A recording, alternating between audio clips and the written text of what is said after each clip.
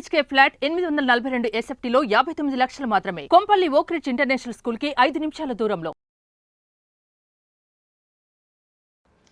నమస్కారం అనిల్ సింగ్ గారు. నమస్తే శిరీష. సో మరి యూనిఫైడ్ పెన్షన్ స్కీమ్ ఇప్పటి వరకు మనం చాలా స్కీమ్స్ గురించి డిస్కస్ చేసుకోవడం జరిగింది. ఎస్పెషల్లీ ఈ యూనిఫైడ్ పెన్షన్ స్కీమ్ వల్ల ఎవరైతే ప్రభుత్వ ఉద్యోగులు ఉన్నారో వాళ్ళకి ఇది ఒక మంచి న్యూస్ అని చెప్పొచ్చు అంటారా సార్? అసలు ఈ స్కీమ్ ఏంటి, ఇందులో వచ్చిన కొత్త యూనిక్ ఫీచర్స్ ఏంటి, ఒకసారి దాని గురించి డీటెయిల్డ్గా. మన దేశ ప్రధానమంత్రి గారు మంచి రోజులు వస్తాయి అన్నారు.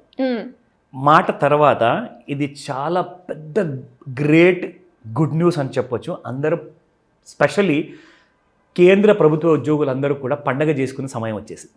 ఓకే, ఎందుకంటే old pension scheme, new pension scheme, దాని ఎంతగా ఈ రెండిట్లో కూడా ఎవరు కూడా సాటిస్ఫై అవ్వకుండా ఉన్న జనాభాలో 25 లక్షల మంది కేంద్ర ప్రభుత్వ ఉద్యోగులు, వీళ్ళందరూ కూడా ఒక నరకాన్ని అనుభవించారు. ఎందుకంటే దేశం కోసం సర్వీస్ చేశారండి.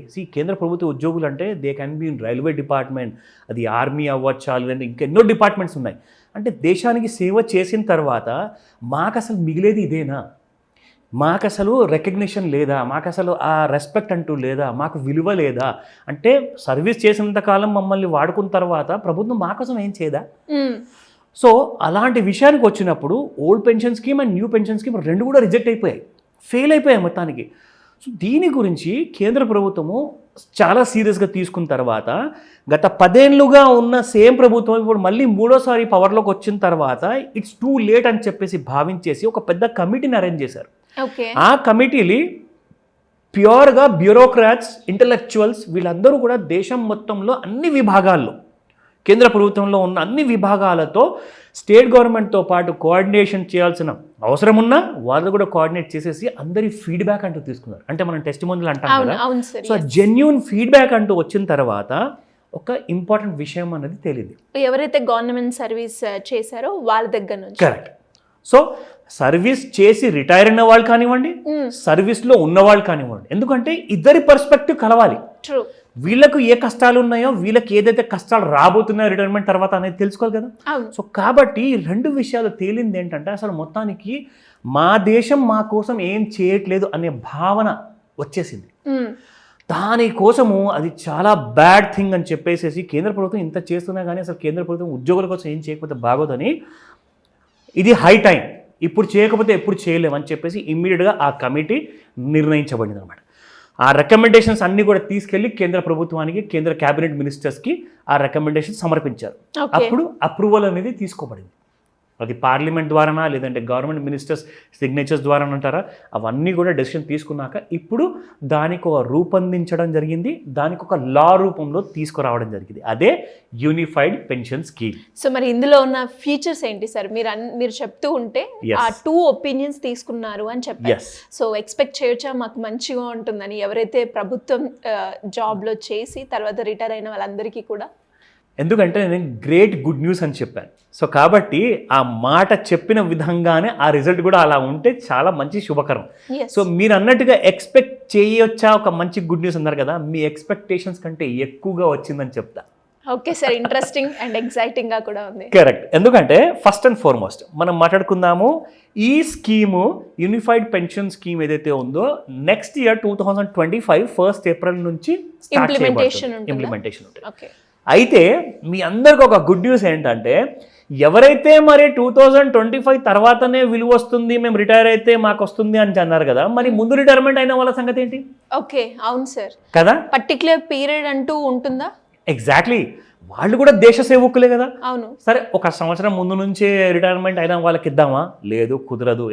ఎందుకంటే చాలా పెద్ద జనాభా ఆల్రెడీ రిటైర్మెంట్ అయిన తర్వాత వాళ్ళందరికీ కూడా దిక్కు లేకుండా కష్టాలు పడుతున్నారు వాళ్ళందరూ. మరి దేశానికి సేవ చేస్తే ఇదేనా మిగిలేది అన్నట్టుగా ఉంది పరిస్థితి. కాబట్టి 2004 ఆన్ ఆర్ ఆఫ్టర్, 2004 తర్వాత నుంచి ఎవరెవరైతే 2025 ముందు వరకు రిటైర్ అవ్వబోతున్నారో ఆర్ అయ్యారో వాళ్ళందరికీ కూడా ఈ స్కీమ్ వర్తిస్తుంది. ఎగ్జాక్ట్లీ. జస్ట్ ఈ స్కీమ్ ఒకటే కాదండి, ఇంకా 2 గుడ్ న్యూస్లు ఉన్నాయి ఇందులో కూడా. ఏంటి సార్? అదేంటంటే మీకు పాత అరియర్స్తో పాటు అంటే 2004 నుంచి 2025 వరకు మీకు ఏవైతే పెన్షన్ అమౌంట్స్ రావాలి కదా, ఆ అరియర్ అమౌంట్ మొత్తం కూడా దానికి బ్యాంక్ ఇంట్రెస్ట్తో కలిపి, ఓ ఇది సెకండ్ గుడ్ న్యూస్, బ్యాంక్ ఇంట్రెస్ట్తో కలిపి ఆ అమౌంట్ అంతా కూడా ఒకటేసారి మీ అకౌంట్లో రాబోతుంది ఫ్రమ్ 2025 ఆన్వర్డ్స్. వెరీ నిజంగా ఒక మంచి న్యూసే సార్. అసలు నిజంగా అంటున్నానండి, ఇక్కడ జనరేషన్స్ అందరూ మారిపోతారు. అంటే కొన్ని వేల కోట్ల రూపాయలు ఇవ్వాల్సిన అవసరం వచ్చినా ఇద్దాము అని చెప్పి ఏదైతే కంకణం కట్టుకున్నారు కదా కేంద్ర ప్రభుత్వము, అది చాలా గుడ్ న్యూస్ అండి. ఇప్పుడు ఇక్కడ మీరు చూడండి, ఈ అమౌంట్ వీళ్ళందరికీ చేరిందనుకోండి, వీళ్ళందరి కష్టాలు, అప్పులు, దౌర్భాగ్యాలు ఏవైతే వాళ్ళు అందుకొని బ్రతుకుతున్నారో వాళ్ళందరి లైఫ్ స్టైల్స్ ఎంత బాగా అయిపోతాయి. జస్ట్ కంప్లీట్గా మారిపోతుంది. ఎగ్జాక్ట్లీ. సో జస్ట్ ఇమాజిన్ చేయండి ఎంతమంది సుఖంగా బ్రతకచ్చు. అంటే ఈ ప్రభుత్వమే కాదు, ఈ ఆలోచన వచ్చిన వాళ్ళ గురించి కూడా ఎంతోమంది అసలు నిజంగా వాళ్ళందరికీ కూడా ఒక మంచి పుణ్యం అనేది దక్కుతుంది ఈ పని వల్ల. సో ఓకేనా, so I will tell you what are those features. Okay, now let's start. టోటల్గా చూసుకుంటే 23 lakhs ఎంప్లాయీస్ అండి కేంద్ర ప్రభుత్వం. ఒకవేళ రాష్ట్ర ప్రభుత్వాలు ఉన్న మొత్తం 28 రాజ్యాల్లో ఎంతమంది అయితే రాష్ట్రాలు ఉన్నారో ఆ ప్రభుత్వాలు కూడా దీన్ని కావాలని అనుకుంటే అడాప్ట్ చేసుకోవచ్చు. సో టోటల్గా అప్పుడు ఎంతమంది అవుతారు తెలుసా? 90 లక్షల మంది అవుతారు. అందరికీ ఇంతమంది బెనిఫిట్ అయ్యే ఛాన్సెస్ ఉన్నాయి. Very true. ఛాన్సెసే కాదు, ఇది అష్యూర్డ్, ఎందుకంటే ఇది గవర్నమెంట్ చెప్తుంది స్వయంగా. దానికి లా రూపంలో ఇట్ హాస్ బిన్ ఎన్కంపాస్డ్ అనమాట. So there is no doubt, expectations కాదు, ఇది లిఖిత రూపంలో ప్రభుత్వం ఇచ్చేసింది. ఎందుకంటే ప్రభుత్వం ఏదైనా లిఖిత రూపంలో ఇచ్చే ముందు 1కి 100 సార్లు ఆలోచించి మరీ చేస్తారు. సో కాబట్టి ఇది అష్యూర్డ్, ఇది గ్యారంటీడ్. అందుకే పెన్షన్ లో కూడా 3 రకాల అష్యూర్డ్ పెన్షన్స్ ఉన్నాయి. ఏంటి sir? Exactly. First point, assured 50% pension వస్తుంది. ఎలా వస్తుందంటే, మీరు చేసిన service of 25 years minimum service మీరు కంప్లీట్ చేయాల్సి వస్తుంది. ఆ 25 సంవత్సరాల్లో లాస్ట్ 12 నెలలు మీ జీతం ఏదైతే ఉండిందో ఆ జీతంలో నుంచి మీకు 50% మీకు పెన్షన్ రూపంలో వస్తుంది. ఎందుకంటే ఫర్ ఎగ్జాంపుల్, ఎవరైతే 1000 రూపాయలు ఉద్యోగం నుంచి ఒక 20-30 సంవత్సరాల ముందు స్టార్ట్ చేశారనుకోండి, వాళ్ళకి ఈ పాటికి 10,000, 20,000, 50,000, ₹1,00,000 జీతం ఉండే ఉంటుంది. అంటే ₹1,00,000 జీతం ఉన్న వాళ్ళకి ఒకవేళ లాస్ట్ 12 yearsలో సేమ్ అదే జీతంతో రిటైర్ అనుకోండి, నెక్స్ట్ లైఫ్ అంతా వాళ్ళకి మినిమం 50,000 కాదు. ఇంకొక గుడ్ న్యూస్ ఉంది. ఏంటి సార్? అదే రెండో అష్యూర్డ్ పెన్షన్ స్కీమ్ చెప్పబోతున్నా. ఇందులో ఏంటంటే ఇన్ఫ్లేషన్ ఇండెక్సేషన్ కూడా ఉండబోతుంది. ఇన్ఫ్లేషన్ ఇండెక్సేషన్ అంటే ఏంటంటే ద్రవ్యోల్బణం. అంటే ఈ రోజు టొమాటో మీకు 10 రూపాయలు కేజీ ఉంటే 10 సంవత్సరాల తర్వాత అదే టొమాటో మీకు 500 రూపాయలు కేజీ అవ్వచ్చు. అవును. సో కాబట్టి ఇప్పుడు వస్తున్న పెన్షన్ అమౌంట్ మీకు 10 సంవత్సరాల తర్వాత అది it is of no use. So government ఏం చేస్తుందంటే, మీకు వచ్చే 50% శాలరీ నుంచి పెన్షన్ లాగా వస్తుంది కదా, ఆ పెన్షన్ అమౌంట్ తో పాటు మీకు డియర్నెస్ రిలీఫ్ అమౌంట్ కూడా వస్తుంది. సూపర్ సార్, నిజంగా ఇదైతే మాత్రం చాలా మంచి న్యూస్ అని చెప్తాను. బికాస్ ఒక్కసారి మనం పెన్షన్ తీసుకుంటున్నాం అంటే అదే కంటిన్యూ అవుతూ ఉంటుంది. ఇక్కడేమో రేట్లు పెరిగిపోతూ ఉంటాయి. అసలు నాకు పెన్షన్ వచ్చేది ఇంత, ఇక్కడ రేట్లు చూస్తే ఇంత అని ఆలోచిస్తూ ఉంటారు. మీరు చెప్పినట్టు ఇప్పుడు ఆ పెన్షన్ కూడా పెరుగుతుంది ఎప్పుడైతే ఇన్ఫ్లేషన్ పెరుగుతుంది అన్నప్పుడు చాలా బ్యాలెన్సింగ్ గా ఉంటుంది లైఫ్. దీన్నే అంటారు వరాల వర్షం. Super. So now third very important point. First of all 2 పాయింట్లు ఇంకా ఉన్నాయి. Assured family pension. Okay, yes, ఇదేంటో చెప్తా. అంటే ఫ్యామిలీ వాళ్ళకి వచ్చే అవకాశం. ఎగ్జాక్ట్లీ. ఎవరైతే ప్రభుత్వ ఉద్యోగి ఉంటారు కదా, వాళ్ళు సర్వీస్లో ఉన్నప్పుడు సడన్గా వాళ్ళు ఒకవేళ వాళ్ళు ఎక్స్పైర్ అయిపోయారు లేదంటే డిమైస్ అయిపోయారు, ఆ సందర్భంలో వాళ్ళ జీతంలో నుంచి 60% యాజ్ పెన్షన్ గా ఫ్యామిలీలో ఇమ్మీడియట్ మెంబర్కి వస్తుంది. స్పౌజ్ అనుకోండి, భార్య, లేదంటే భార్య ఉద్యోగి అనుకోండి, భర్తకు వస్తుంది. సో స్పౌజ్ కి, పిల్లలకి ఖచ్చితంగా మైనర్స్ ఎవరైతే ఉంటారో వాళ్ళందరికీ కూడా 60% వరకు అమౌంట్ వస్తుంది. అండ్ అందులోనే భాగంగా ఇక్కడ ఇంపార్టెంట్ పాయింట్స్ కూడా ఉన్నాయి, ఇక్కడ మీకు చూపిస్తాను. సి, అష్యూర్డ్ పెన్షన్ మనం ఇందాక అన్నాము, 50% of average basic pay drawn over the last 12 months. అంటే ఫస్ట్ మనం ఓరల్ గా చెప్పిన తర్వాత దీనికి ప్రూవ్ ఏదబ్బా ఎన్ని మాటలు మాట్లాడేస్తున్నారు కదా అంటే, ఎస్, ఇది కేంద్ర ప్రభుత్వంలోనే మీకు పూర్తి డీటెయిల్స్ ఉన్నాయి. ఇదిగోండి, నేను కావాలంటే మీకు గవర్నమెంట్ ఆఫ్ ఇండియా వెబ్సైట్లో కూడా చూపిస్తాను. ఇక్కడ ఇది డైరెక్ట్గా pmindia.gov.in అంటే మన కేంద్ర ప్రభుత్వంలో ఉన్న ప్రధానమంత్రి గారి అఫీషియల్ వెబ్సైట్ ఇది. సో ఇందులోనే cabinet approves unified pension scheme, అందులో ఉన్న ఫీచర్స్ అన్నీ కూడా ఇక్కడ క్లియర్గా ఉన్నాయి. ఎవరికైనా కావాలి అనుకుంటే నేను ప్రయత్నించేసేసి మీకు ఈ వీడియో కింద ఆ వెబ్సైట్ లింక్ కూడా పెట్టించేస్తా, సో దట్ మీరు అక్కడికి వెళ్ళి ఆ డీటెయిల్స్ అన్ని కూడా మీరు చదువుకోవచ్చు. అండ్ అదే విధంగా సార్ మీరు పెన్షన్ అన్నారు, దాంతోపాటు assured pension, family pension, inflation indexation, వీటన్నిటి గురించి చెప్పడం జరిగింది. అండ్ రిటైర్మెంట్ అయినాక కూడా ఒక లంసమ్ అమౌంట్ ని కూడా ఇచ్చే అవకాశం ఉంది అని విన్నాను. ఎగ్జాక్ట్లీ. సో ఇందులో ఇది ఇంకొక మంచి ఒక పెద్ద వరం అంటాను నేను.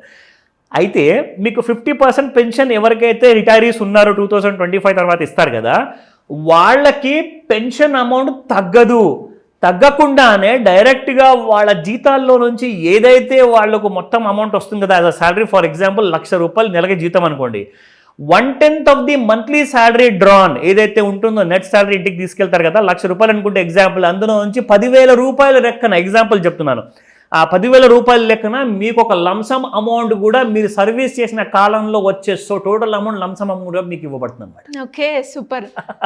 అండ్ మీకు పెన్షన్ అమౌంట్ తగ్గదు, ఎందుకంటే మీకు పెన్షన్ ఏదైతే టోటల్ విత్డ్రాన్ శాలరీ నుంచి ₹1,00,000 మీరు విత్డ్రా చేసుకుంటే 50,000 మీకు రావాలి కదా, సో అందులో నుంచి 5,000 తగ్గించేసి 10,000 తగ్గించేసి ఇవ్వరు, ఎందుకంటే మీకు లంసమ్ అమౌంట్ ఇస్తారని చెప్పేసి. సో అది కూడా తగ్గించకుండా డైరెక్ట్గా మీకు ఫుల్ పెన్షన్ అమౌంట్ ఇస్తారు.